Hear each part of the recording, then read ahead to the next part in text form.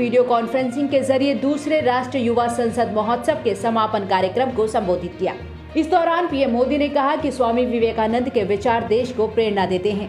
PM Modi ने कहा कि आज राजनीति में ईमानदार लोगों को मौका मिल रहा है। ऑनेस्टी और परफॉर्मेंस आज की राजनीति की पहली अनिवार्य शर्त होती जा रही है। भ्रष्टाचार जिनकी लेगेसी थी, उनका भ्रष्टाचार ही आज उन पर बोझ बन रहा है। वो लाख कोशिशों के बाद भी इससे उबर नहीं पा रहे। कुछ बदलाव बाकी हैं और कुछ बदलाव देश के युवाओं को ही करने हैं। राजनीतिक वंशवाद देश के सामने ऐसी ही चुनौती है जिसे जड़ से उखाड़ना है। अब सिर्फ सरनेम के सहारे चुनाव जीतने वालों के दिन लदने लगे हैं, लेकिन राजनीति में वंशवाद का ये रोग पूरी तरह खत्म नहीं हुआ है। आज आप देखिए, आज देश की जनता, देश के नागरिक इतने जागरूक हुए हैं कि राजनीति में वो ईमानदार लोगों के साथ खड़े होते हैं, ईमानदार लोगों को मौका देते हैं। देश की सामान्य जनता ईमानदार, समर्पित, सेवाभावी राजनीति में आए हुए लोगों के साथ डट करके खड़ी रहती है। ऑनेस्टी और परफॉर्मेंस आज की राजनीति की पहली अनिवार्य शर्त होती जा रही है और देश में जो जागरूकता आई है ना, उसने ये दबाव पैदा किया है। भ्रष्टाचार जिनकी लेगेसी थी, उनका भ्रष्टाचार ही आज उन पर बोझ बन गया है। लोकतंत्र का एक सबसे बड़ा दुश्मन पनप रहा है और वो है राजनीतिक वंशवाद। राजनीतिक वंशवाद देश के सामने ऐसी ही चुनौती है जिसे जड़ से उखाड़ना है। ये बात सही है कि अब केवल सरनेम के सहारे चुनाव जीतने वालों के दिन लदने लगे हैं, लेकिन राजनीति में वंशवाद का ये रोग अभी पूरी तरह समाप्त नहीं हुआ है। पीएम मोदी ने कहा कि अभी भी ऐसे लोग हैं जिनके विचार, जिनका आचार, जिनका लक्ष्य सब कुछ अपने परिवार की राजनीति और राजनीति में अपने परिवार को बचाने का है।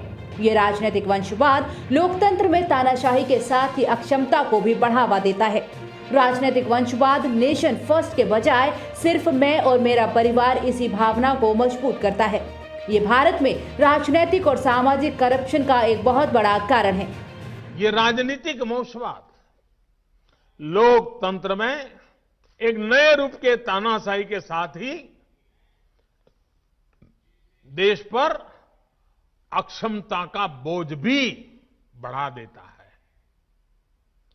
राजनीतिक वंशवाद नेशन फर्स्ट के बजाय सिर्फ मैं और मेरा परिवार, इसी भावना को मजबूत करता है। ये भारत में राजनीतिक और सामाजिक करप्शन का भी एक बहुत बड़ा कारण है। केंद्र के कृषि कानूनों के विरोध में किसानों के आंदोलन का आज 49वां दिन है। किसान कानूनों को रद्द करने से कम पर मानने को राजी नहीं है। सरकार की तरफ से की जा रही सारी कोशिशें नाकाम साबित हो रही हैं। इस बीच कांग्रेस के पूर्व अध्यक्ष राहुल गांधी ने कृषि कानूनों को लेकर सरकार पर एक बार फिर वार किया। उन्होंने सरकार पर किसानों को इधर उधर की बातों में उलझाने का आरोप लगाया। राहुल गांधी ने अपने ट्वीट में लिखा, सरकार की सत्याग्रही किसानों को इधर उधर की बातों में उलझाने की हर कोशिश बेकार है। अन्नदाता सरकार के इरादों को समझता है। उनकी मांग साफ है, कृषि विरोधी कानून वापस लो बस। किसान आंदोलन को लेकर राहुल गांधी मोदी सरकार पर लगातार हमला बोल रहे हैं। कांग्रेस के पूर्व अध्यक्ष राहुल गांधी ने सरकार पर आरोप लगाया कि तारीख पर तारीख देना उसकी रणनीति है। उन्होंने ट्वीट किया, नियत साफ नहीं है जिनकी, तारीख पर तारीख देना स्ट्रेटजी है उनकी। उधर पंजाब के उन कांग्रेस सांसदों ने पार्टी महासचिव प्रियंका गांधी वाड्रा से मुलाकात की, जो केंद्रीय कृषि कानूनों के विरोध और प्रदर्शनकारी किसानों के समर्थन में पिछले 1 महीने से जंतर मंतर पर खुले आसमान के नीचे धरने पर बैठे हैं।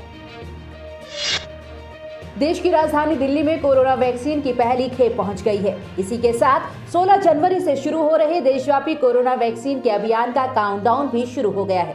पुणे स्थित सीरम इंस्टीट्यूट ऑफ इंडिया से देश के अलग अलग हिस्सों में वैक्सीन सप्लाई का सिलसिला शुरू हुआ है। अब इन्हें यहां से कोल्ड स्टोरेज में रखा जाएगा और जब वैक्सीनेशन की शुरुआत होगी तब टीकाकरण केंद्र पहुंचाया जाएगा।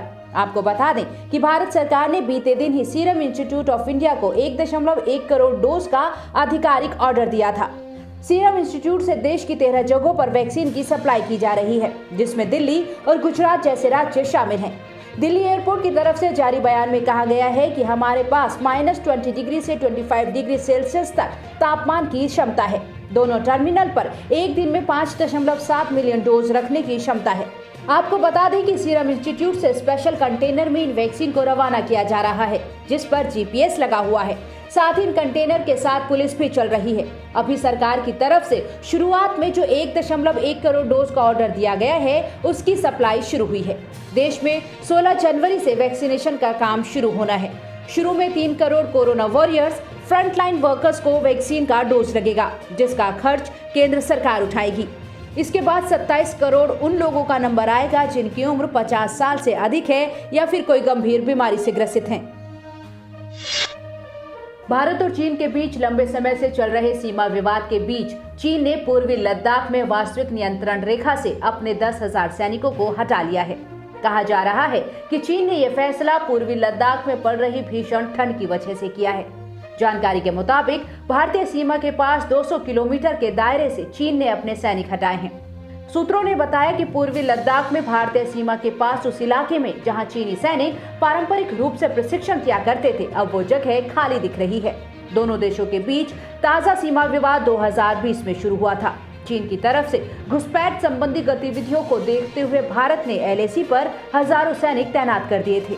सीमा विवाद ने तब तूल पकड़ा जब जून में चीन ने गलवान घाटी में एक तरफा हिंसक झड़प को अंजाम दिया, जिसमें 20 भारतीय सैनिक शहीद हो गए थे।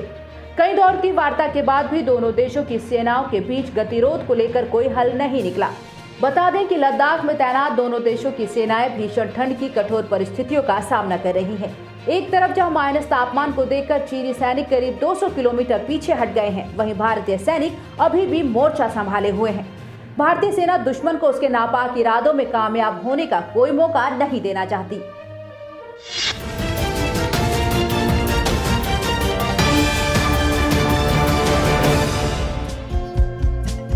हमारे चैनल को लाइक, शेयर और सब्सक्राइब जरूर करें और नई अपडेट्स के लिए बेल आइकन दबाना ना भूलें।